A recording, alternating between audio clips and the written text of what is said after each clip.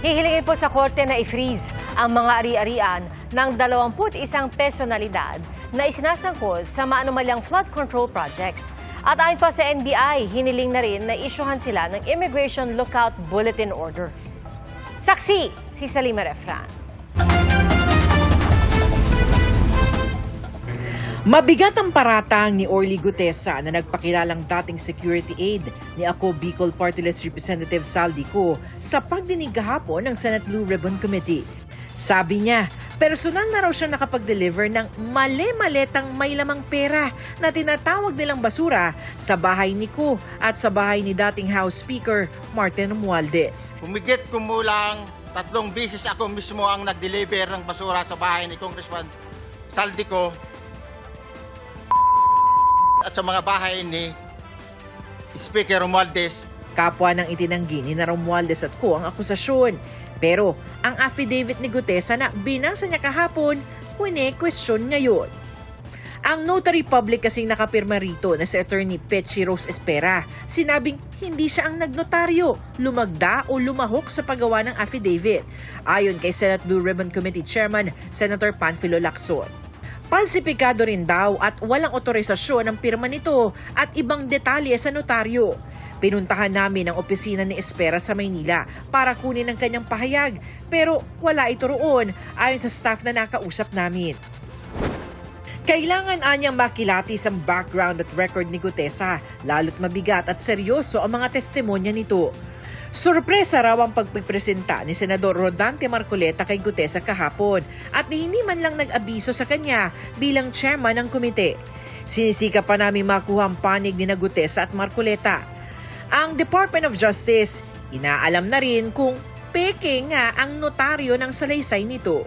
Kahit nasabihin natin may issue ng notarization, the fact that it is a sworn statement delivered under oath in the Senate makes it an official statement.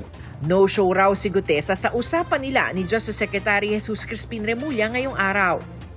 He wanted to enter the Witness Protection Program and I told him yesterday, I'll be here at 9:30. Punta ka na para mag-usap tayo. In the end, I think he said na he can defend himself. Sa ngayon, hindi siya, no-show siya. So hindi na nagpunta NBI dito. Gumugulong na ang case build-up laban sa 21 isinasangkot sa maanumalyang flood control projects. Inirekomenda ng NBI na sampahan sila ng reklamong graft, malversation of public funds at indirect bribery. Isinumite na rin ang kanilang mga pangalan sa Anti-Money Laundering Council para hilingin sa Court of Appeals na i-freeze ang kanilang mga ari-arian. Hiniling na rin sa Bureau of Immigration na ma-issuehan sila ng Immigration Lookout Bulletin Orders o ILBO. Kabilang sa mga nasa listahan, sina Senador Chis Escudero, Joel Villanueva at Jinggoy Estrada.